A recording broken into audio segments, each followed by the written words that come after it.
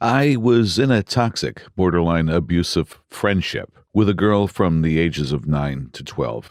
Here's some background information to give you a little understanding as to what my life was like back in the late 2000s, early 2010s.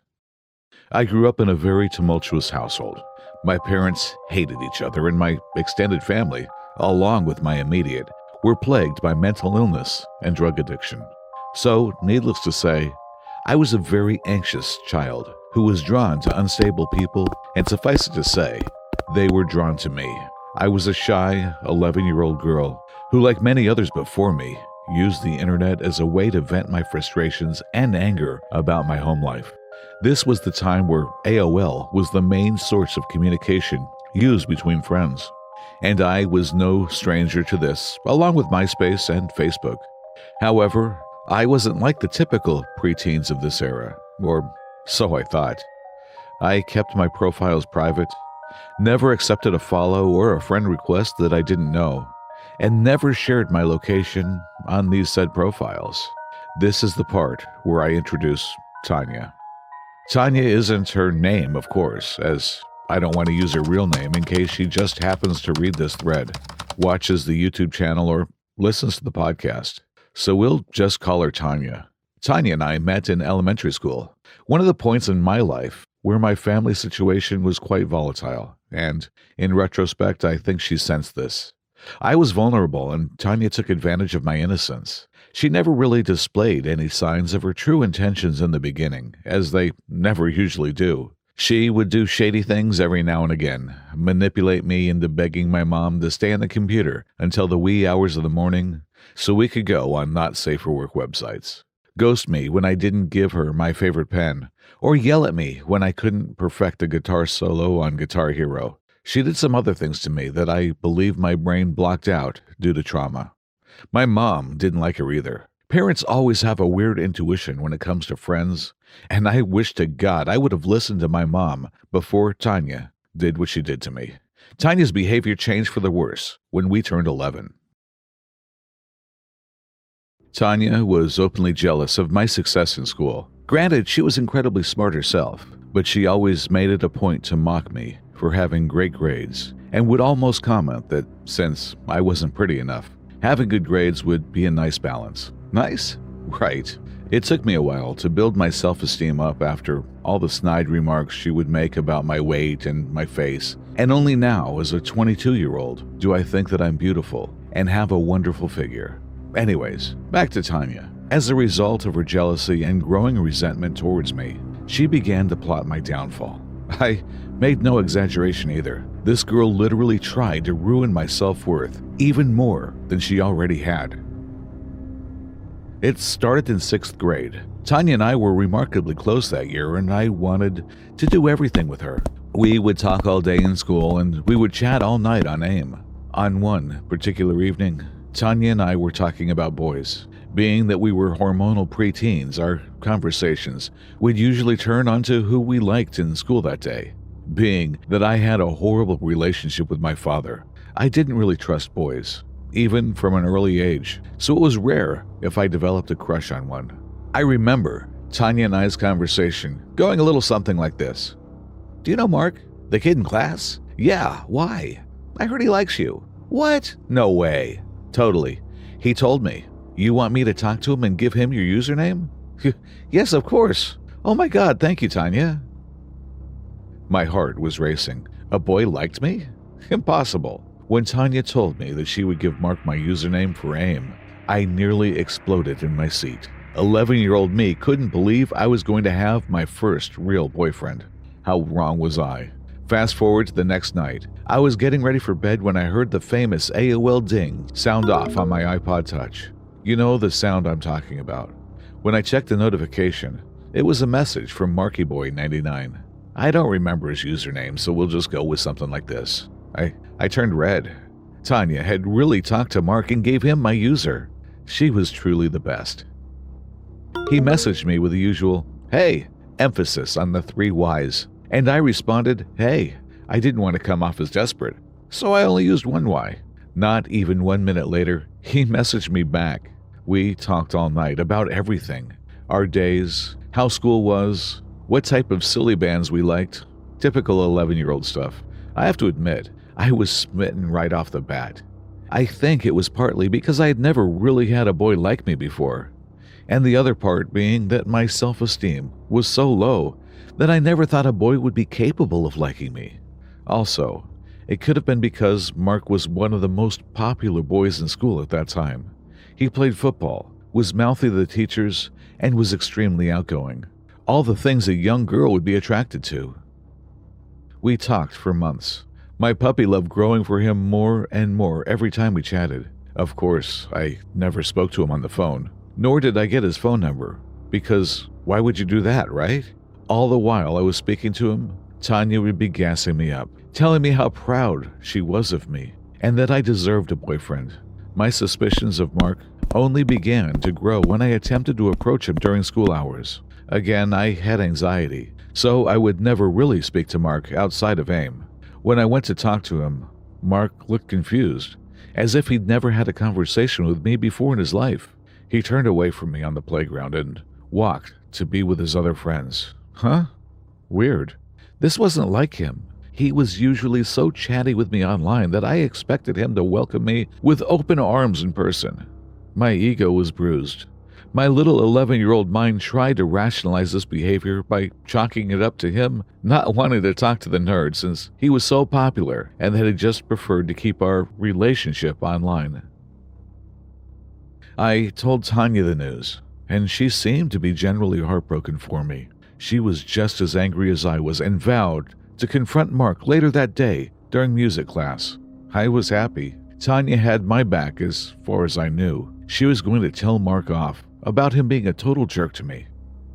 Well, it worked. Later that night, I got a message from Mark telling me how sorry he was for ignoring me and that he was just going through some family things.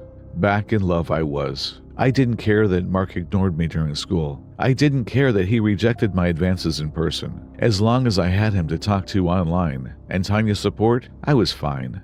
I even told my mom about him, and she was extremely happy for me as well. Another month passed, and it was March 31st, 2011.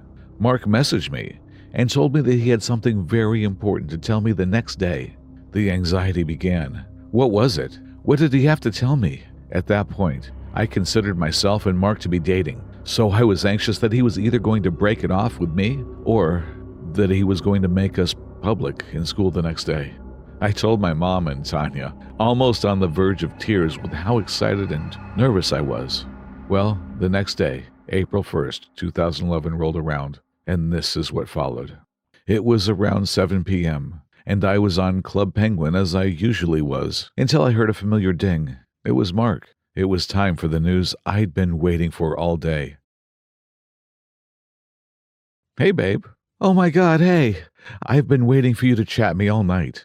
Sorry, babe. I was at practice. Are you ready for the news? I was shaking with anticipation at this point. Even writing this now, a whole swell of emotions are resurfacing.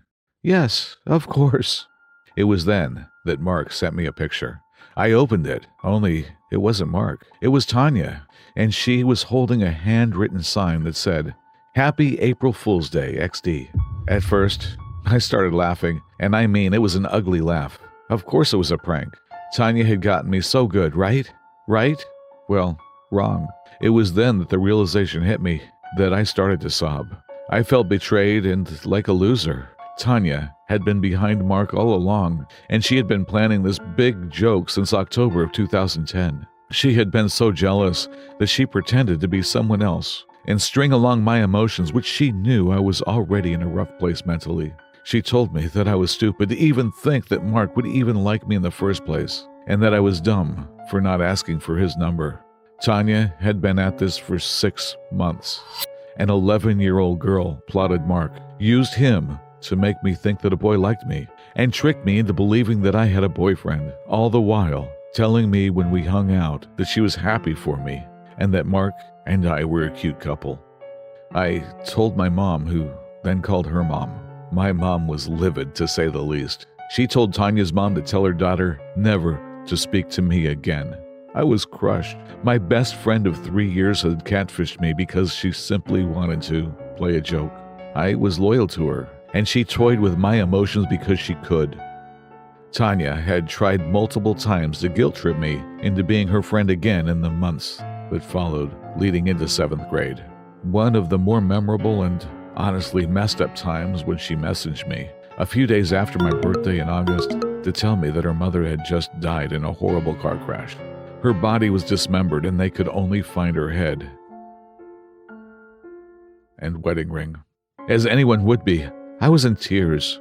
Tanya's mother was nothing but lovely to me, and learning that she died in such a violent way crushed my soul. I started talking to Tanya again, and when her mom's funeral would be, Tanya then revealed to me seconds later, after speaking to her about the grisly details over her mother's passing, that she was kidding and was pranking me again, and that I was stupid to believe her. She even sent a video of her laughing at me. I was disgusted. Who would even say something like that? What now 12-year-old would message someone that their mother was dismembered in a car crash?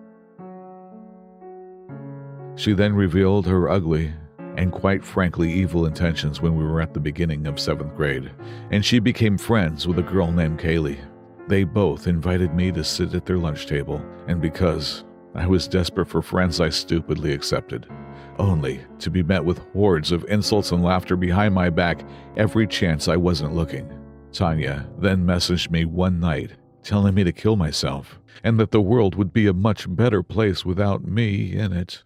She had Kaylee tell me to go jump off a bridge. Tanya told me that she hated me and was never really my friend to begin with, that I deserved all the pain she put me through the year prior. I again told my mom, who then called the police. She had had enough of Tanya, and so had I. For 4 years I put up with Tanya's malicious behavior, and I just couldn't handle it anymore. My mom made me delete my AIM account, and Tanya's mom told her to never contact me again or else. My mom also advised me to move lunch tables, but I was hell-bent on not letting Tanya win. For the entirety of 7th grade, I sat at the same table as Tanya, only I spoke to my friends at the other side of the table. I never spoke to her, looked at her, or gave her any sort of attention. Kaylee was scared to death of me afterward, too, as the police had gotten in contact with her family as well. It's been 10 years, and I still haven't spoken to Tanya. I'm now 22 years old, have 2 bachelor's degrees, one in psychology and the other in history, and I am now working towards my master's in clinical social work. Tanya did other things to me too, that I could write a whole other story about, but I think writing this one helped give me closure on the part of my childhood that scarred me for years. I thank God for my mom stepping in when she did, because I don't know where I'd be without her. As for Tanya, I don't know where she is or what she's doing, and I'd really rather not. On the off chance she stumbles upon this story, I have a message for her. Your jealousy and wishes for death upon me did not win, and I truly hope that karma does not come around one day to bite you in the ass. Tanya, let's never meet again. I was one of those kids you see walking around zoos or amusement parks wearing a leash. Those were already a thing 20 plus years ago, but less common, and were initially only tied around the wrist. In my case, it was a necessity. I would always start wandering off from the rest of the family, no matter what situation. This is one of the stories that led to me earning a leash. It happened when I was about 6 years old, and I went to the zoo with my mom and sisters. Before every family outing, my mom made sure to give me the talk about not wandering off again, or face the consequences. My mom was a strict parent that made good on her promises. She had to, being a single mom of 3. I didn't try to disobey her, per se, but I often just didn't pay attention to the world and people around me. No different this day.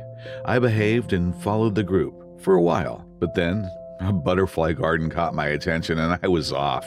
When I finally realized I separated myself from my mom and sisters again, I panicked and started walking around the zoo looking for them, being afraid for my mom's reaction more than anything else. After a while, I somehow got it in my head that if I could just walk out, find our car and wait there, my family would eventually find me. So I did. I got lost within a couple of minutes walking around a strange neighborhood, looking for either our car or the way back to the zoo. Nothing looked familiar. I started crying. My mom was going to be so mad. Then this man came up to me, just normal looking, about 40 years old, asking me if I'm lost. I explained I lost my family when we were visiting the zoo, and I'm looking for the way back.